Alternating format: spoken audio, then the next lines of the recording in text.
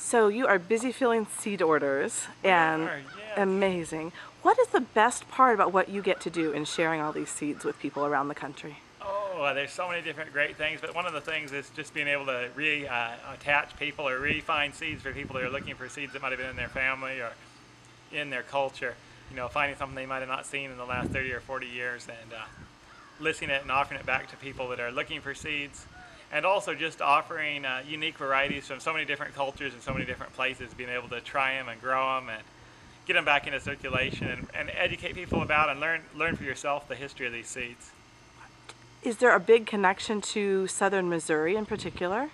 Oh, it's any mountainous area. The Ozark region has a lot of different heirlooms, the Appalachian Mountains, but everywhere used to have their own varieties that were growing and passed down, you know, and different cultures brought varieties here and other places.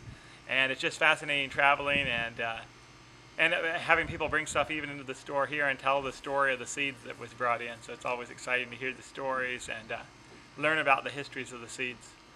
What about this concern about preserving the non-GMO seeds? Why is that important? And I hear you have to test the seeds to make sure that they're not contaminated with GMOs. There's multiple different reasons on that. One, a lot of people are concerned, you know, me included, about the health risk of gene-altered food. But also, gene-altered foods, so far anyway, have all been patented and controlled by a few corporations. So we're technically not allowed to even offer seeds that are contaminated in the catalog, and we also wouldn't offer them anyway, because of our stance on the issue.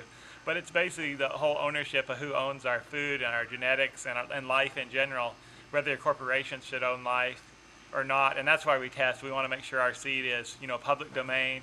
Anybody can save it and pass it on to future generations, and that it's not contaminated with genes from a corporation. And Baker Creek, correct me if I'm wrong, but you are one of many, many small businesses who are part of the Escada movement, with Escada trying to make sure and protect yourselves proactively. Yeah, we're part of the lawsuit against Monsanto right now, trying to get the ability for small farmers to be able to grow seeds without the fear of lawsuits. We don't believe the small farmers should be sued just because they planted corn and pollen accidentally blew into their field.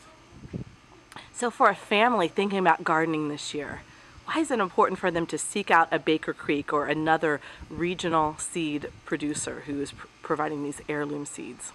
Well, there's multiple reasons. One thing is just the flavor of the different old varieties. If you buy from one of the smaller seed companies or even get seeds from your neighbor, a lot of times, depending on if you just talk around your town, you can find people to trade with as well.